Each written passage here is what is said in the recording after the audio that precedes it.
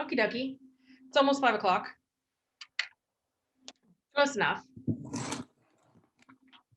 Close enough. I don't know why it's clicking over. It says we're live. That's all good.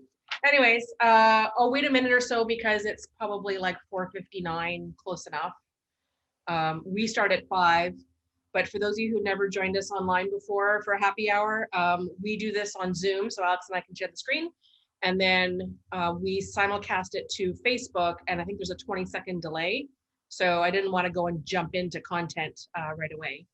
But it's Rosé Day! Rosé Day! I even made Alex drink rosé. I didn't twist his arm too much. Okay, he doesn't make funny faces. Okay, so welcome to first timers who haven't done one of our little happy hour things before. It's kind of like a video newsletter with prizes, as opposed to just reading things online. And then a lot of times, way that Facebook algorithms work now, you don't always get all of the updates maybe in your newsfeed, or things that are coming, or events that are posted, or something like that, and any other fun updates. But you should be subscribing to the newsletter. That's where you get all the stuff. And I'll talk about more about that later. But at least it gives you the opportunity to see, kind of see what we're doing and what's it about, and gets you away from the whole idea, because we don't really like to talk about COVID for this hour.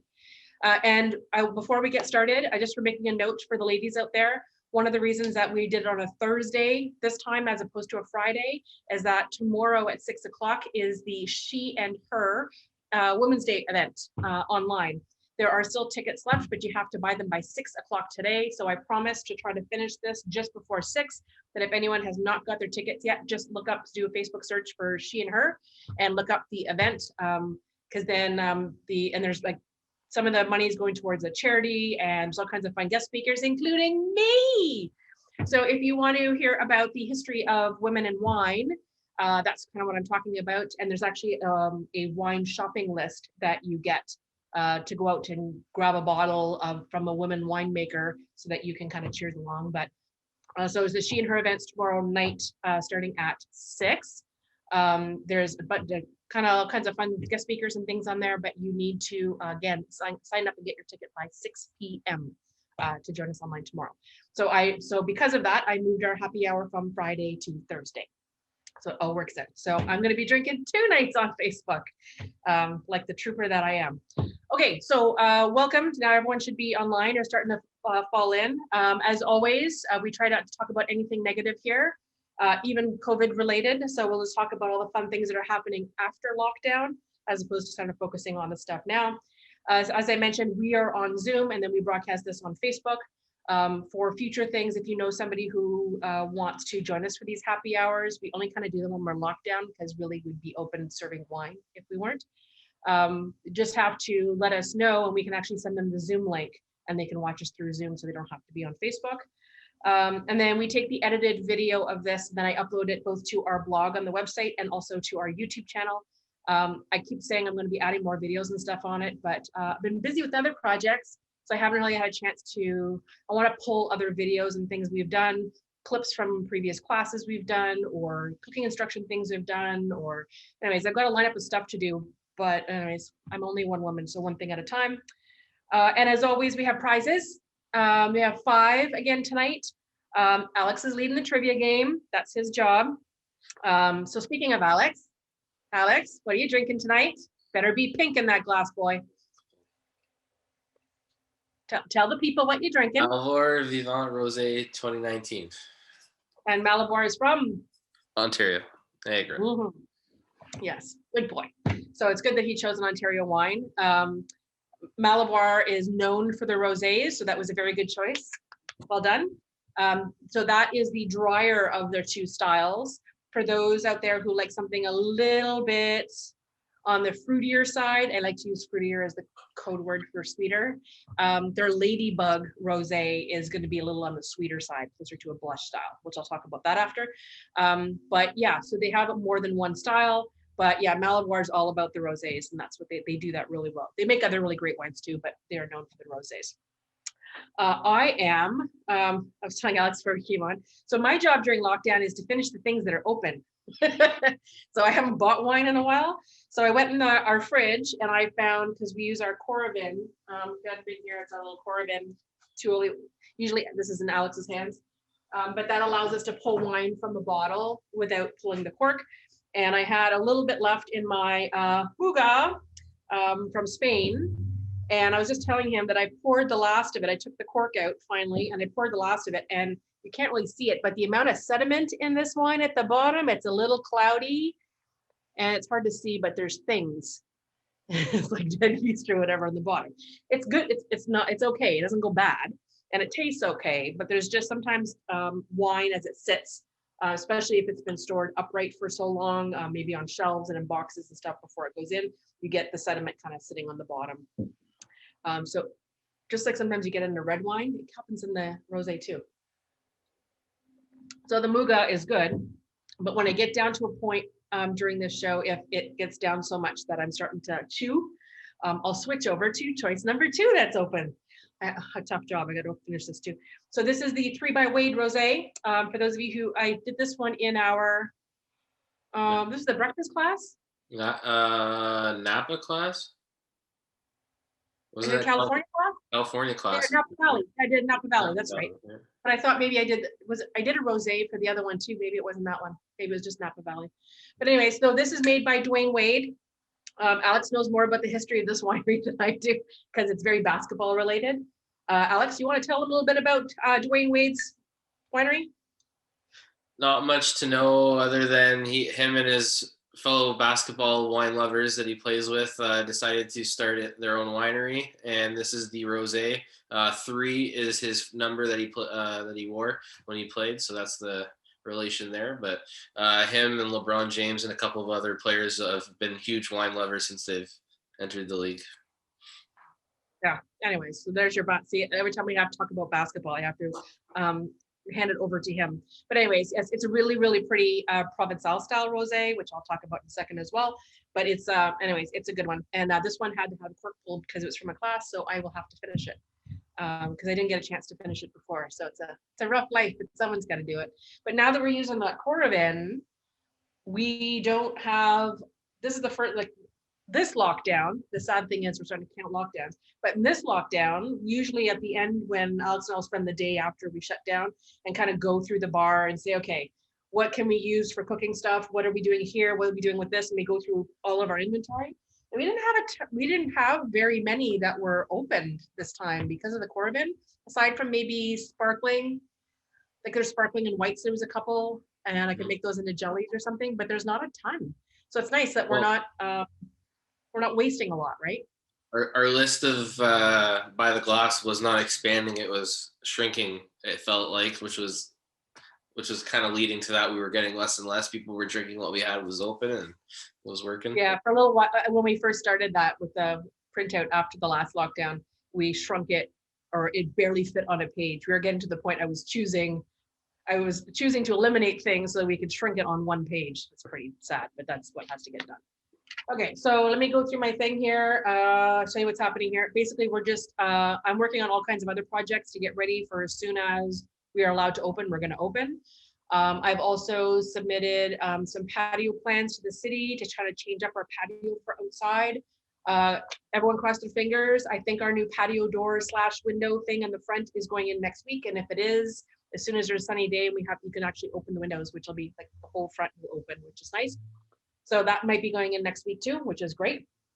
What else happened in the last week? It's only been a week, not even a week. Baron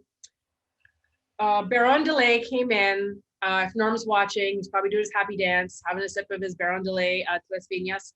So for my regulars out there, especially the ones who know Norm, he's obsessed with Baron Delay. I took him there for a private tour and tasting in Spain, gotta be 2-3 years ago. Super happy, thrilled about it.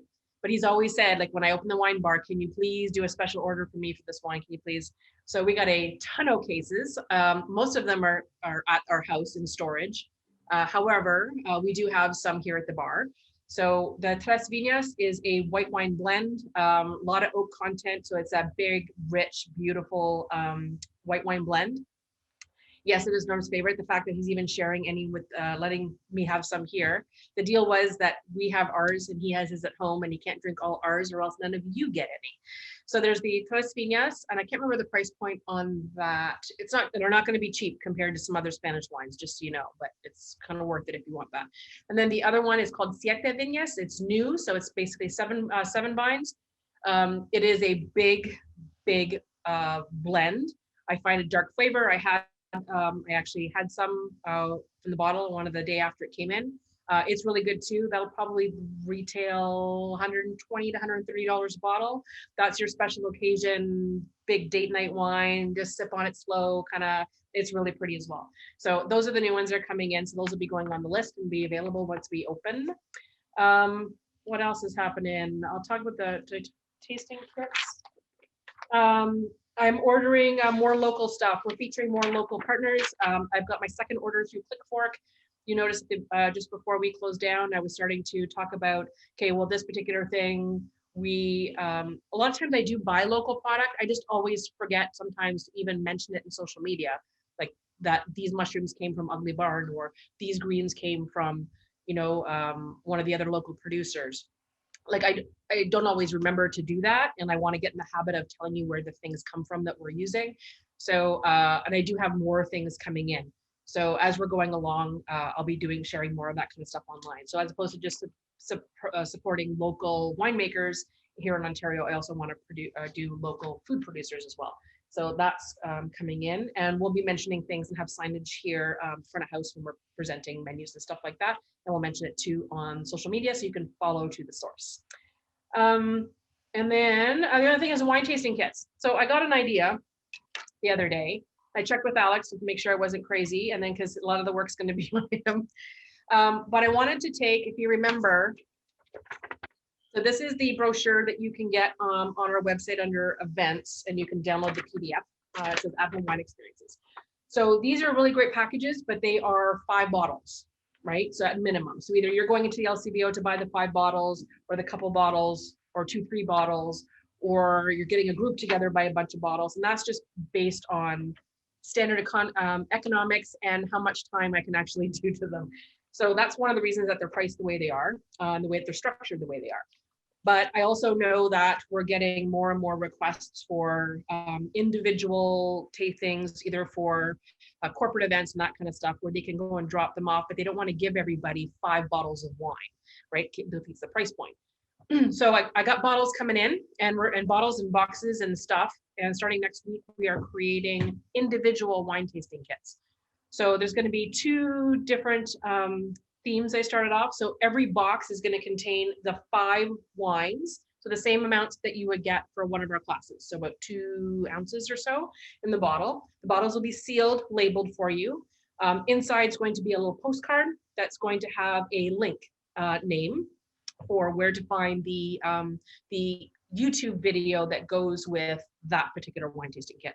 So you can buy a couple. If there's 3 of you sitting around one night and you want to do that on your own, you can do that. So we're going to make them up as we go. And then as we sell them, as we have them ready, we'll post them on social media, or we'll have them posted in our newsletter, or you can just send us an email and say, hey, I'm looking for a couple of wine tasting kits or whatever for this many people. What do you have ready?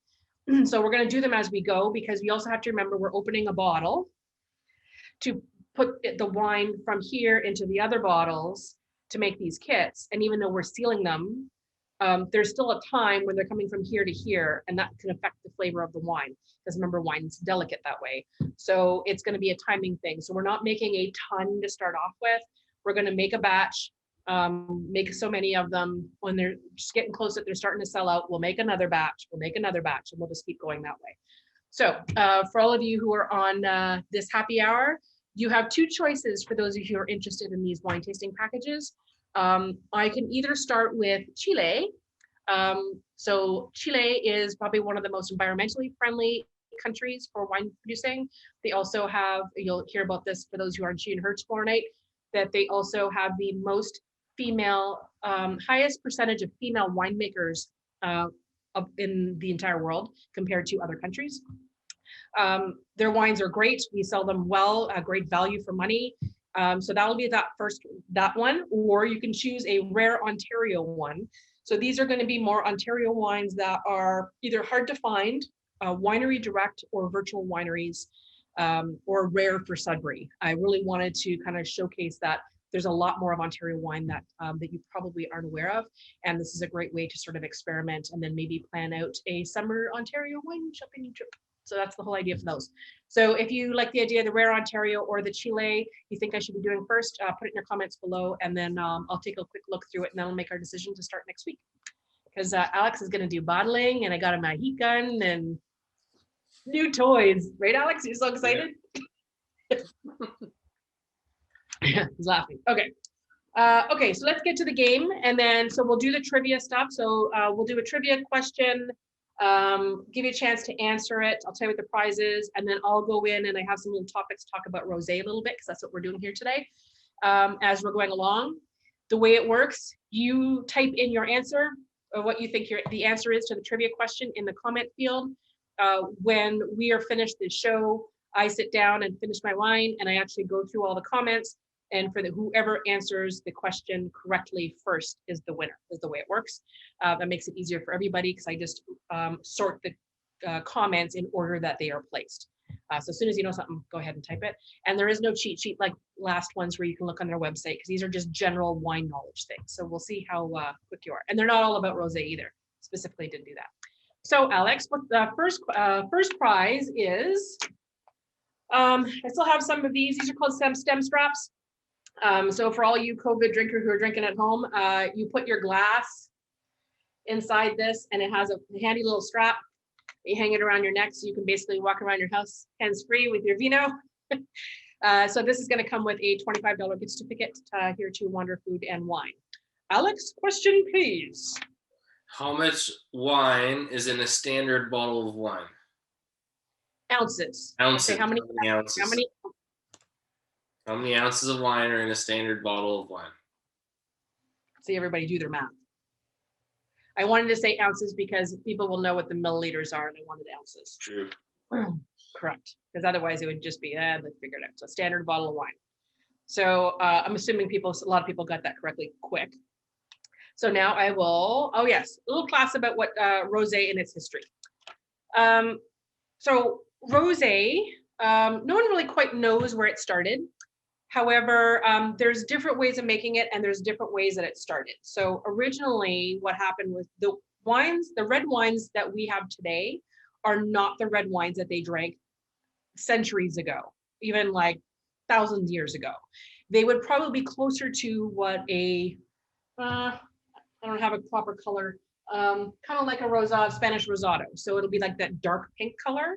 And that's just because the color from the rosé colors from rosé and from wall wine comes from the skins. That's where all the color comes from. So sometimes you'll get wines that have thin skins. Even when they're making a classic red wine, they leave the skins in long, trying to get enough color out of it, because people tend to buy and choose wine sometimes on the color. They really like the color of certain wines. So that's where the color all comes from. Because most grapes, if you peeled the skin off a grape, even the red grapes, they're clear inside, right? There's no grapey color on the inside. It's all on the outside. There are some grapes, all my nerds out there, yes, there are some grapes, Tintoret's, they're actually special grapes that actually have dark flesh inside, but they're fairly rare. But for the most part, most grapes are clear inside.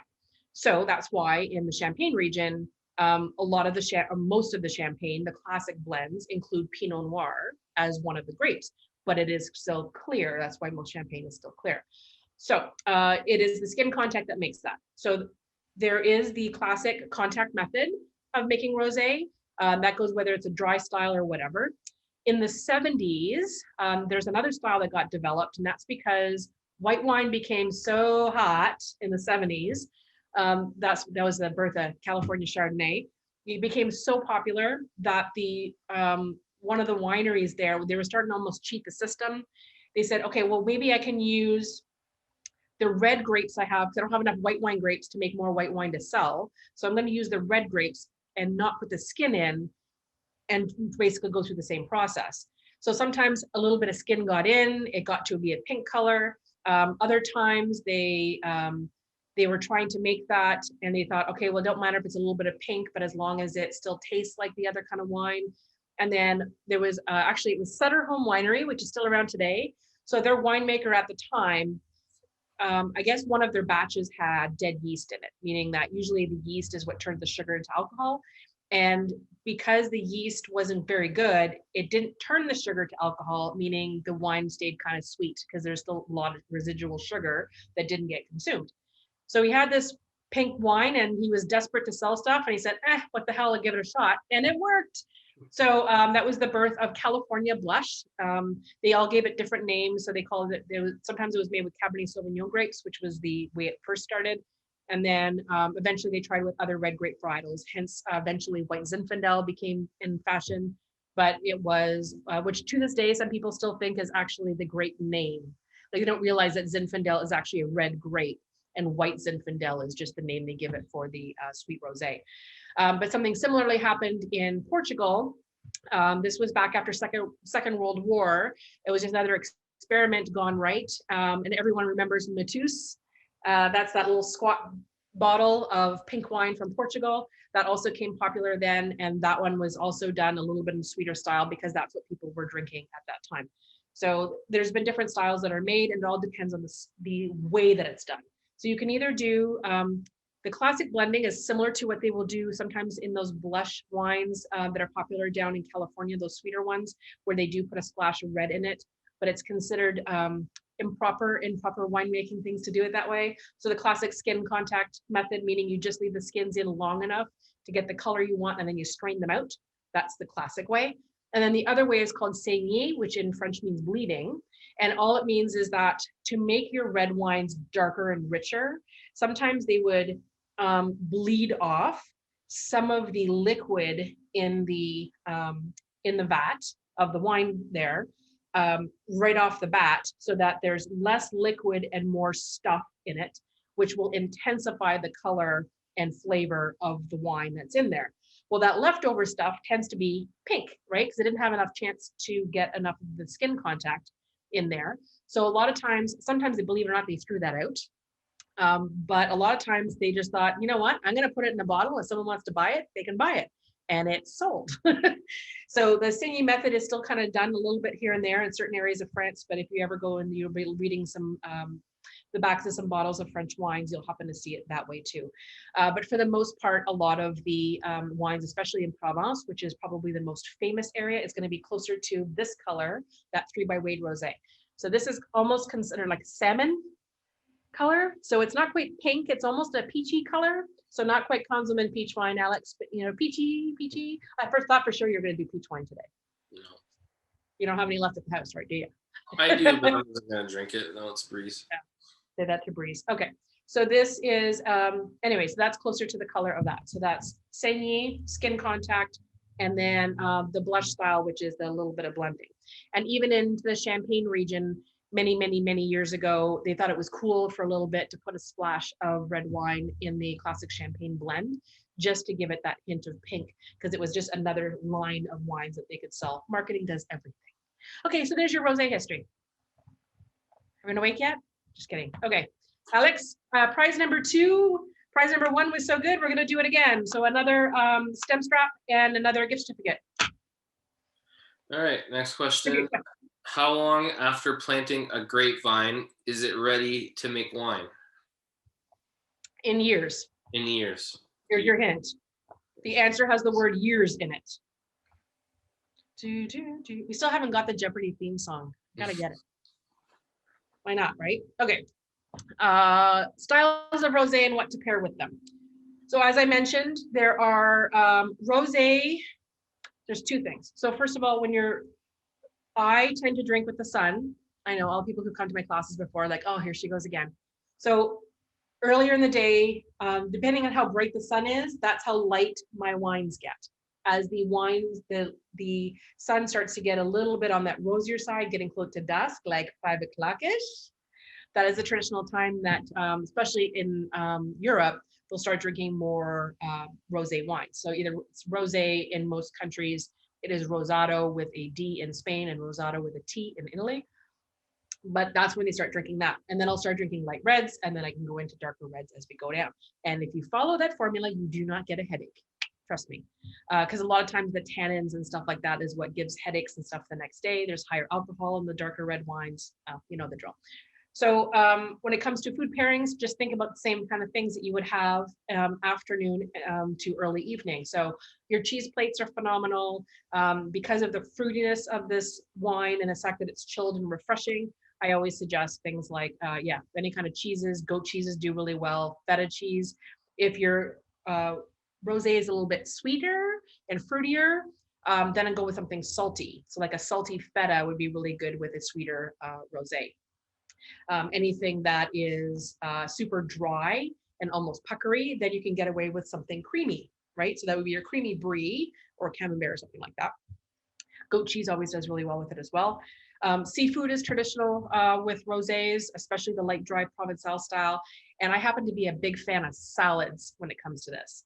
So I can get my favorite, say that, but say seafood. So my favorite thing in the entire world was at the south of France, and we took a day trip over to Monaco. Oh my God, it sounds so bougie to say that. I just took a day trip to Monaco. We were sitting there watching because they were getting ready to set up for Grand Prix, and I was sitting, there was like nobody around. It was like 1 o'clock in the afternoon. And so normally I went inside to stop for lunch, and I had watching boats, and I had moules frites, so mussels with a blue cheese cream sauce, which we've had in the menu since then because it was all about recreating that and fries to dip in the sauce. And then I had a classic Provençal style rosé. It was the perfect lunch, perfect scenery, and every time I have it, it takes me back. So yes, mussels, fries, rosé, heaven. It's awesome. But the cream sauce is what really does it. So if you have enough fruitiness in this, that cream sauce really kind of, the acidity in this will cut through it. It was really, really good. Okay, there's a pairing with it. So just kind of balance things out of what the flavor in the wine is, just like you would for whites and reds, really. Okay, next one. This is one, so there's a couple of things. So my husband Norm donated a couple of things to us this week as little prizes. So I have another stem strap, and this is a little port tasting. So there's 5 different styles of port here. It's like a little mini pack, so it's enough just to have little samples of each. But if you always wanted to try different ports side by side, this is your chance. Alex, question number 3. All right. What does non-vintage or NV mean? That mostly refers to, it's used more often in champagne and sparkling wine labeling, but it can basically mean anything. So what does non-vintage mean? I'm going to give you the answers at the end. Okay.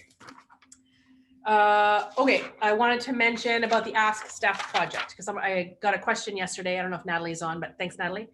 I will answer it. If I push this off too long, I will send you an email with your answer, I promise. What I was thinking is I do get questions once in a while. Like I had a friend of mine message me from the LCBO yesterday. I get that more often than you think. People are at the store sending me pictures like, is this any good? So what I was thinking is, as opposed to me answering the same questions over and over again, if I get questions, I'll sort of collect them for a bit, and then I'll just do a video that I can do live, and I'll basically answer the questions online. So kind of like a call-in type show, but I'm just going to collect things ahead of time. So instead of having you call into the show, this way I can do it whenever. If you call and leave a question on our voicemail, it gets emailed to me, so I have the sound file, and then I can play it in the show, right? I can just press play on my phone and you can hear it. So I can leave a question that way, and then I can answer it. You can send an email to us, and I'll answer. And this way, again, I'll just read out the question and I'll answer it. Or if you want to get fancy and you want to send me a video, you can do that, and then I'll answer it that way. Same idea. You can, however you want to send in your question. And then, so I'll just combine them and I'll put them on little video things. So it doesn't have to be just about wine. It can be about wine. It can be about cooking. It can be about grocery shopping. It could be about travel. It could be about like, hey, I'm going to go to this particular, as soon as we get out of this thing, I'm going here. What should I do about restaurant reservations or whatever else? So whatever kind of questions you have about food, wine, or travel, just send them along. And then as I get enough to make up a quick video, we'll do a Facebook Live thing and I'll answer them all. But that's what the ask stuff is. So every once in a while, you'll see it show up in your feed. And that's just to remind you like, hey, send me questions. Okay, Alex, prize, 5:30. Prize number 4 now. Yeah. Question number 4. So prize number 4. This is a repeat prize for all you happy hour fans out there because no one's won the damn thing yet. This would be our, and I don't know what it is, but every time I have this as a prize, the question's either too hard and no one gets it right. So this is that knife set for your grill. You can take it, it's got a handy handle on it too, so you can throw it in your boat this spring or summer if you're going fishing. But it's got the knives inside and then digital thermometer to go with that. Alex, question. What does a vertical wine tasting entail? So when someone says they're going to have a vertical tasting, what does vertical mean? I know what it means. If my brother was on this, he'd be answering like a mad fool. And if he does answer it, and if he happens to be on the show, he doesn't get an answer because he's going to cheat. He's going to be keener. He's going to know all the answers. He's just going to be like, I win. Okay. Yes. So I talked about the tasting kits already. So I don't want to talk about that. I only wanted to talk about the tasting kits again. Just to remind you that when you buy alcohol from us, you need to buy something to eat. We don't have takeout and we decided not to do it again this lockdown, partly because everyone wants something different. A lot of our food isn't things that you can do very well, meaning you can't really, like some of it doesn't travel well and get reheated. It's not quite the same. So we usually we have a little display cabinet, and usually someone will say they want a glass of wine or a bottle of wine, and I'm throwing in, like I've got chocolate bars and cookies and I've got stuff like that. But I want to create, and Alex is going to love this part, but I started making a list of things that we usually always have here that you can order, but I'm not putting it on the website because as soon as I put it on the website, people start ordering it and asking us if we can deliver it, or they just want it for like an hour from now. So it's going to be, I'm going to have like 5 different things on hand at all times. So anytime you want to order one of those tasting kits, when I want to order a bottle for the house, things like marinated olives. I got a big thing of olives just before we closed. So I'm going to marinate them. I was thinking of doing them with the fresh orange and rosemary and chilies. That went over really well. So I'll do a big thing of olives.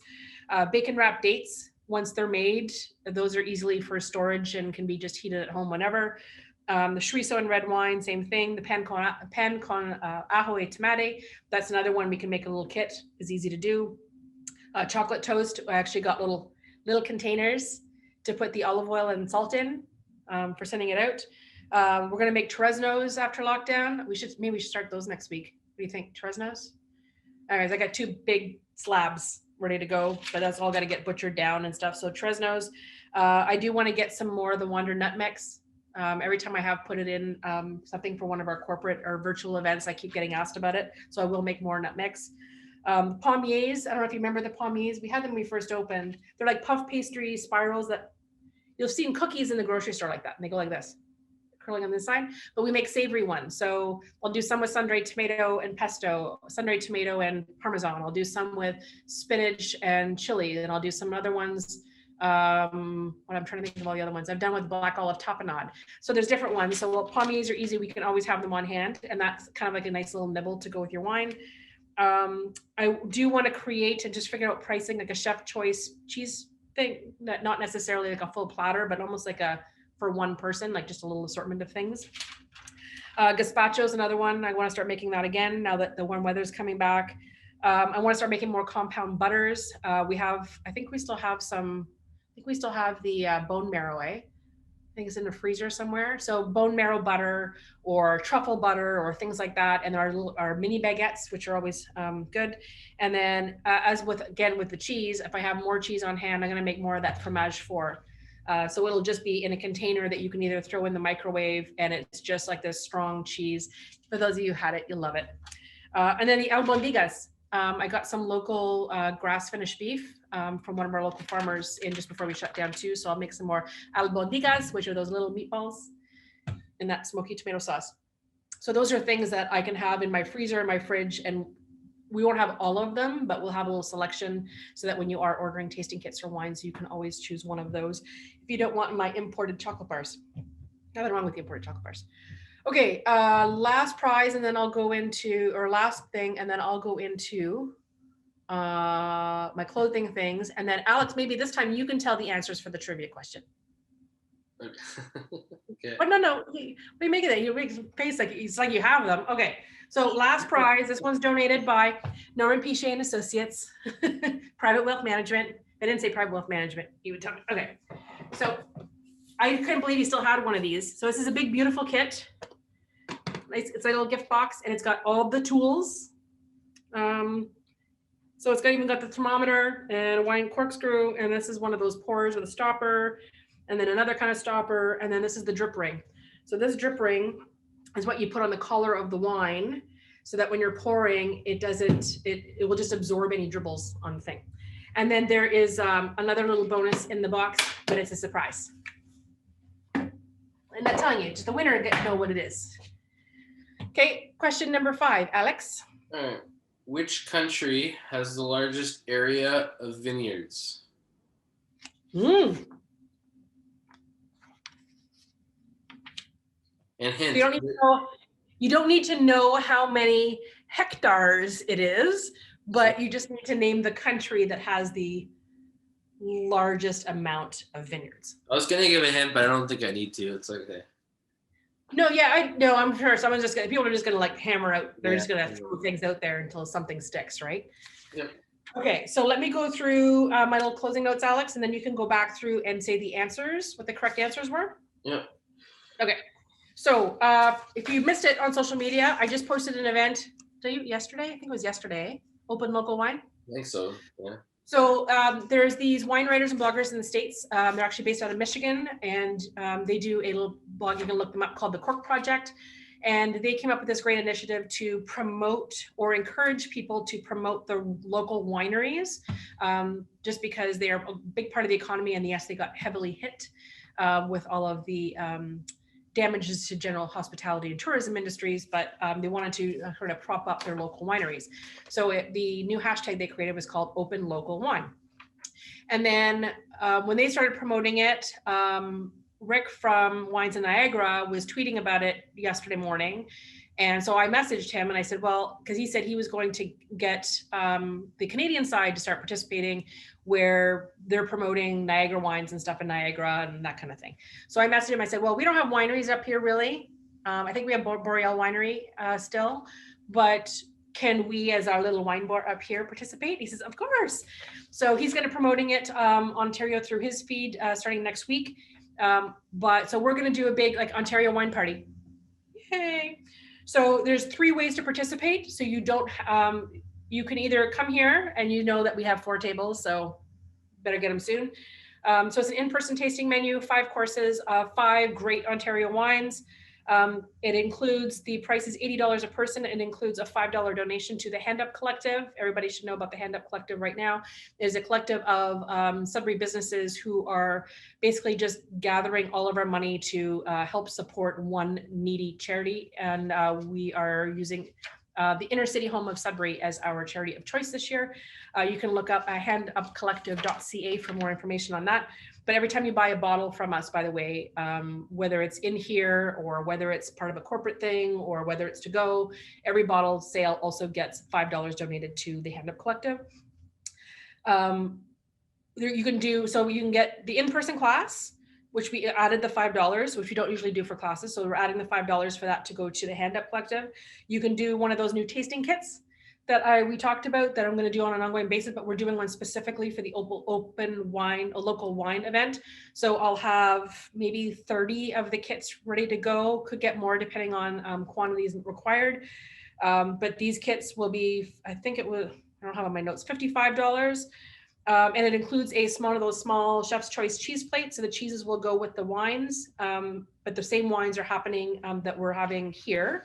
for that night. So if you're nervous, you couldn't get a ticket to come into the person one, or you wanted to do it online because you're too nervous to go out yet, or you're just outside of Sudbury and don't want to drive, you have the option to do it from home.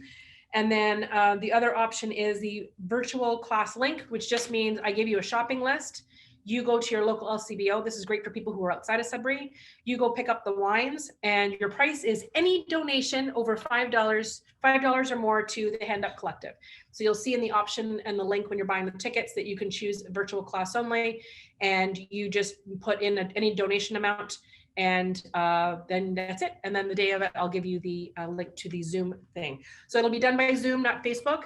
So I'm gonna have, the tables will be here. We're gonna have it set up similar to this, where everyone else is going to hear, you're basically going to be like watching this live from home.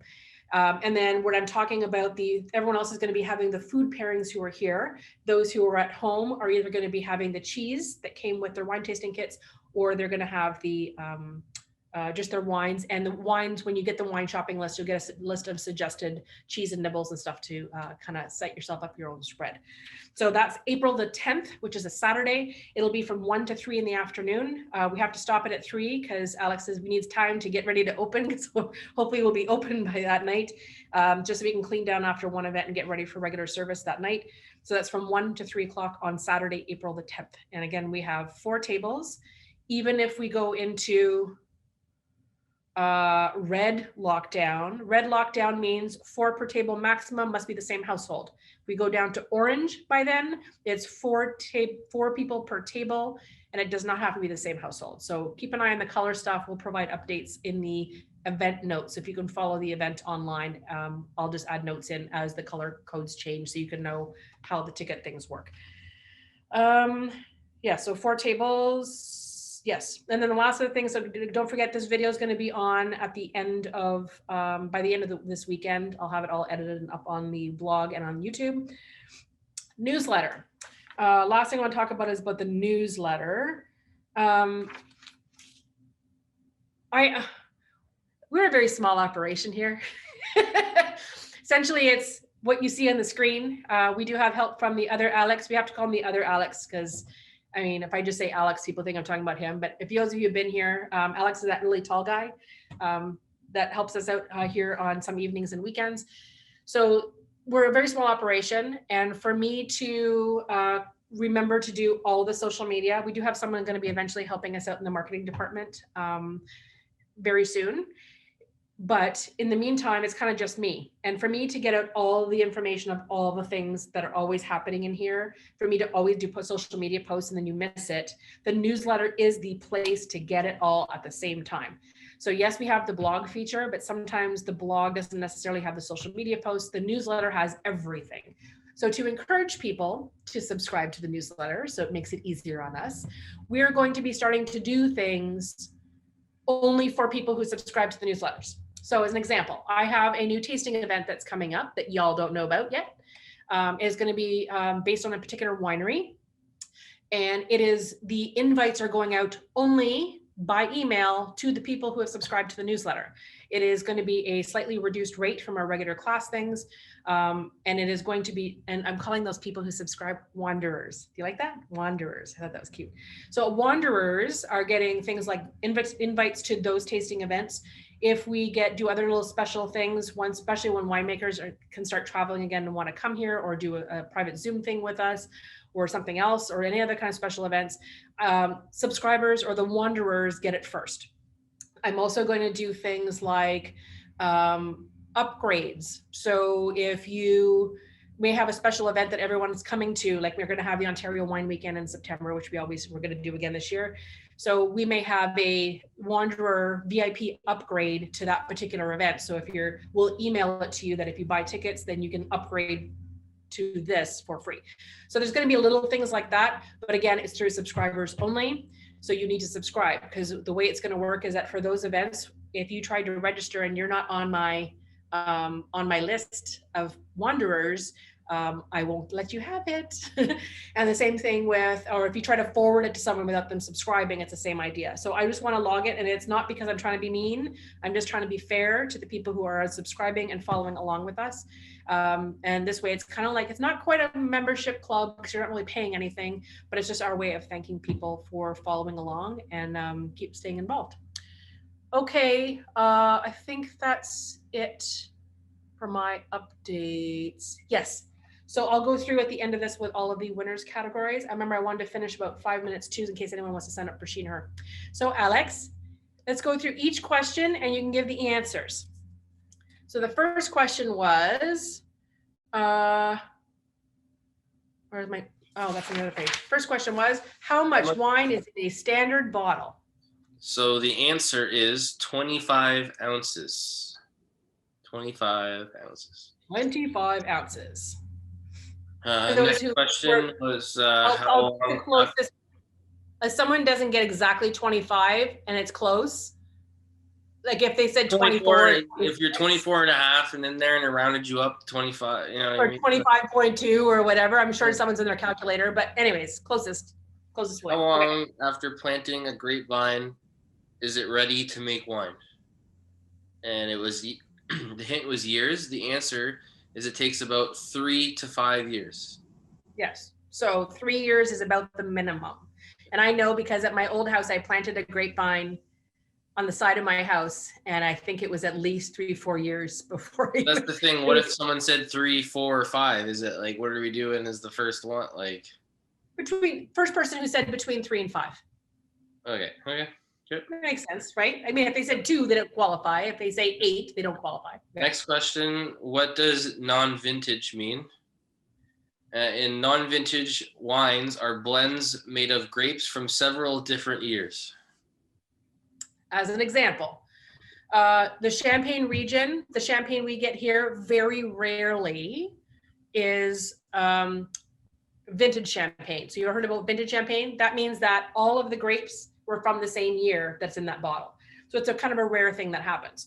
So if it says NV on the bottle, non-vintage, whether it's champagne or something else, that just means they took wine from different years and they put it all together in the same bottle. Winemaker's discretion. What does a vertical wine tasting entail? The answer is a vertical wine tasting as tasting wines from the same vineyard or winemaker from different years. So this is for all my collector. I was going to say the collectors know this answer, hence the reason I told my brother better not be on this and saying the answer. So my brother collects wine and he will collect a vertical of it, so meaning he will, he'll say, okay, he really likes Pickett wine and he'll say, okay, I want the 2010, 2011, 2012, and 2013. Like he'll try to get all of them. And then when he has enough that he wants to sit down one day, that's the only thing about collecting. I don't get it, this whole waiting around until you get with the, anyways. So sometimes he's like, I've been on a trip someplace and he'll say, oh, I'm still looking for a 2012 from this winery. Can you stop in and see if they have one? So there's people who do that. They collect the vertical, or sometimes eventually I'd like to actually start doing vertical tastings here, where we say, okay, especially from a particular winemaker, that you can actually taste them side by side, because that gives you a really good indication. The terroir is different, whether it was a hot summer that year, hot season, or a cool season, or it really makes a difference from one year to the next. All right. Next. The last one was, which country has the largest area of vineyards? And the answer is Spain. Yes, and if Norm answered this, he doesn't win, because he should know that too. There are approximately 1.154 million vineyards. Hectares of vineyards. Yes, throughout the country. So that means that it has more, I mean, can you consider, like, United States is pretty big, right? With vineyards. I mean, Canada's okay. Think about France and Italy, but Spain has the most planted than anybody else. That's crazy. It's crazy. But anyway, that's why I said it's a really good country to go and drink at, because they have lots of wine. And that's why they keep the price down, because they can. Okay, so don't forget to go to the events calendar and start planning ahead, especially when the spring in the air and you want to plan ahead, whether it's a special occasion, making reservations, looking at our class list or other special events.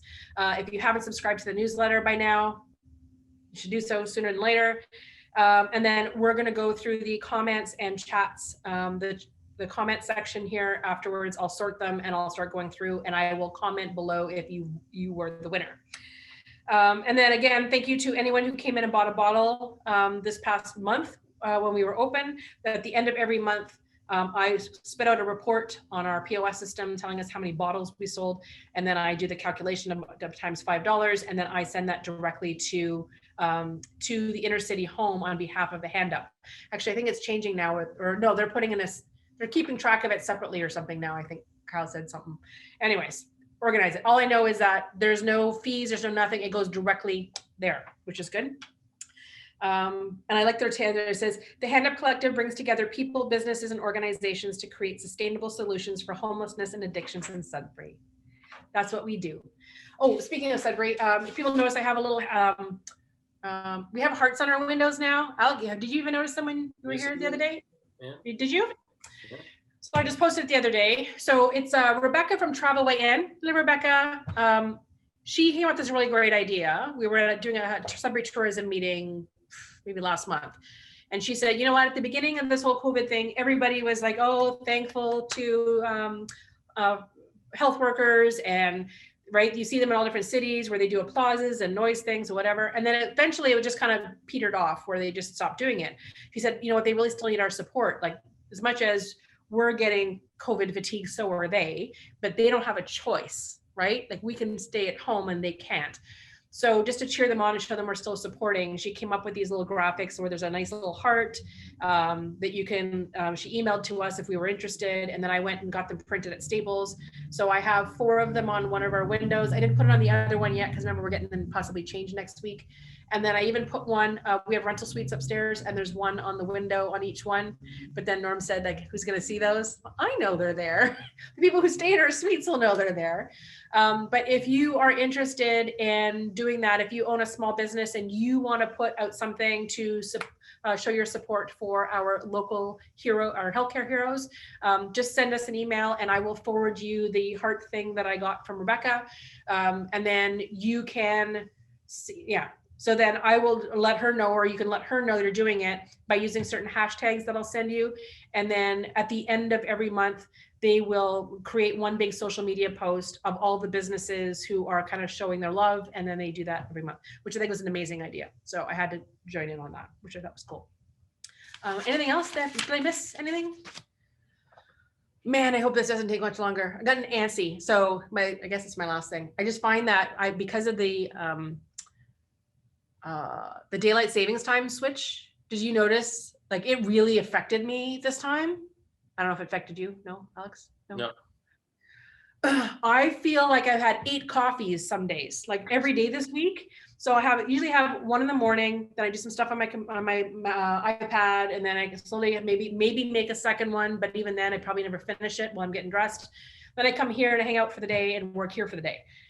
But I've just been on overdrive. Like I feel like I'm getting antsy and I need to do stuff and I need to be physically moving, and I walk here and walk back so that I'm constantly moving. And even then I get home and I'm just go. I think it's just because I'm just anxious for spring to get here and get stuff started.